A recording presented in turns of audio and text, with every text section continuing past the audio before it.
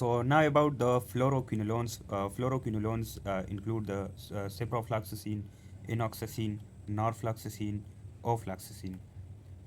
Respiratory fluoroquinolones are gemifloxacin, levofloxacin, and moxifloxacin. Okay, so these are the members of the class fluoroquinolones. These all are antibiotics. Okay, now the mechanism of action of this drug is that it inhibits the prokaryotic enzymes topoisomerase 2, which is also known as DNA gyrase, and topoisomerase 4. Okay, 2 and 4. It inhibits topoisomerase 2 and 4, and 2 is also called DNA gyrase. It is bactericidal. Okay, this fluoroquinolone is bactericidal, and it must not be taken with antacid. Okay, because the antacids inhibit its absorption. Okay, now, okay, so the DNA gyrase.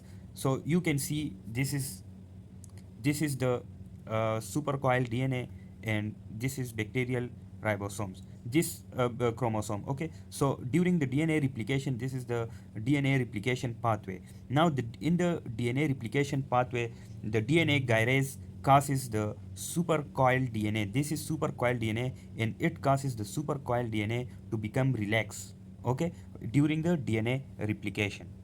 Now, the what fluoroquinolones do that it inhibit this DNA gyrase and stop this step to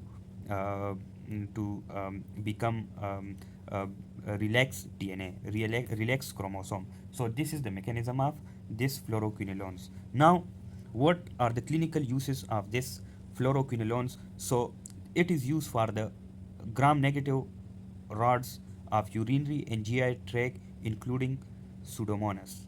Okay, so it is used for the infections of urinary and GI tract, which are gram-negative rods. Some gram-positive organisms. It is also used for some gram-positive organism infections, and it is also used in otitis externa. Okay, now the adverse effects. What are the adverse effects, or what are the toxicity of this drug? So GI upset. It includes GI upset, super infections, okay, skin rashes, headache, dizziness. Less commonly, it can cause leg cramps and myalgias. It is contraindicated in pregnant women, nursing mothers, and childs less than 18 years old due to possible damage to cartilage.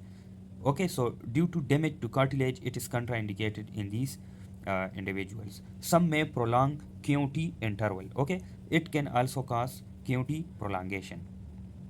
It may cause tendonitis or tendon rupture in people more than 60 years old, and in patient taking prednisone, which is steroid. Okay, so it may cause tendonitis or tendon rupture. Ciprofloxacin inhibits cytochrome P450. So these may have drug interaction with other drugs.